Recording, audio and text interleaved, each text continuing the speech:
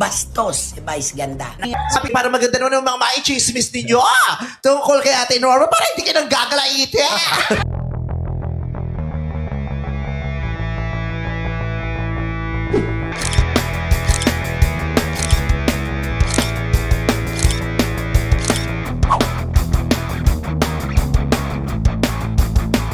Tila may ilang Noranians na masaya sa awayang nagaganap ngayon sa pagitan ni Vice Ganda at Christopher Min.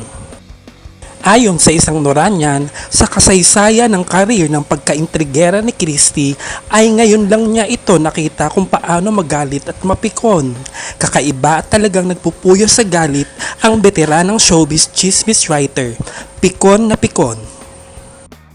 At iyon nga ay dahil sa mga nakakatawang pasaring ng iconic comedian na si Vice Ganda sa It's Showtime at tuwang-tuwa naman ang mga netizens na ang tawag kay Christy ay Lucifer Min.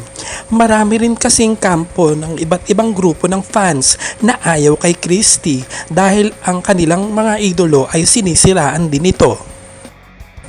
Wika pa ng ilang tagahanga, nakahanap na ng katapat si Christy sa katauhan ni Vice Ganda. Si Vice ay di tulad ng ilang celebrities na pinipiling manahimik na lamang sa kabila ng paninirang puri ng isang Christopher Min. Panay na panay kasi si Christy sa pagtira kay Vice Ganda sa kanyang YouTube channel, pati na sa partner nitong si Ayon Perez, na kesyo nalalaos na kesyo mabaho ang hininga, at ang pagpanig ni Christy sa MTRCB sa nakaraang pagsuspinde ng 2 linggo sa It's Showtime. Nag-ugat naman ang panggagalaiti ng pagkapiko ni Christy sa tila pasaring na pangontrang sagot ni Vice Ganda nang may contestant sa Michus Michus na kapangalan ni Christy.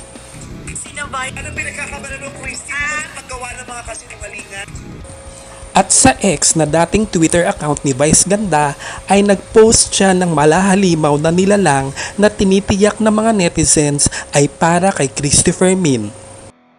Dahil dito ay parang bulkan na sumabog si Christy at di na napigilang maglabas ng sama ng loob sa kanyang programa patungkol sa mga pasaring ni Vice Ganda sa kanya, pati kasarian ni Vice ay inurirat niya.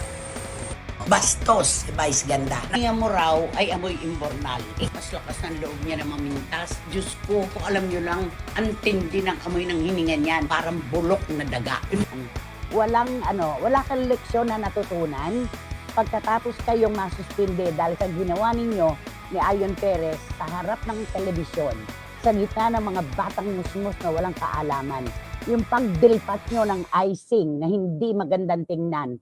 Pero kung ang pagsisinungaling ay pagsasabi ng katotohanan sa interpretasyon ng marami, dapat tanggapin mo. Ang hirap kasi sa iyo, Vice, magmula nang ikaw ay nakatikim ng popularidad, inangkin mo na ang mundo na ikaw ang gitna, ikaw ang araw at umiikot lang ang lahat ng tao sa show business na para mga planeta sa iyo. Vice Ganda, hindi ka tunay na babae. Lalaki ka. Lalaki ka, Vice Ganda. Nagpapanggap ka lang na babae. Tila nag-e-enjoy naman si Vice sa takbo ng pangyayari ng sigalot nila ni Christy at tuloy pa rin ito sa mga hirit niya na dinaan na lamang sa pagpapatawa. Ano? Hiwalay na kayo? Ang alam mo kung ano yung totoong chismis? Ano? Bulok na yung boses ng chismis. Tandaan mo. Lalaki ka, hindi ka babae. Sino na sa? Nagpapanggap ka lang na babae. Pinabati mo mga chismosa. Anong pangalan yung chismosang yan? Pati natin yung chismosang yan! Sabi para maganda naman yung mga maichismis ninyo tungkol kay Ate Norma para hindi ka nang gagalaitin. Opinyon ng isang Noranian, hindi lahat ng artista ay hawak ni Christy sa leeg at mananahimik na lamang sa kanyang mga mapanirang chismis. May darating at darating na may isang lalaban at yun ang magiging karma niya. Dumating na nga kaya ang karma ni Christopher Min? At ano kaya ang nararamdaman ni Christy pag napapanood niya ang bagong commercial ni Vice Ganda at Paulo Ballesteros ng isang sikat na hamburger chain?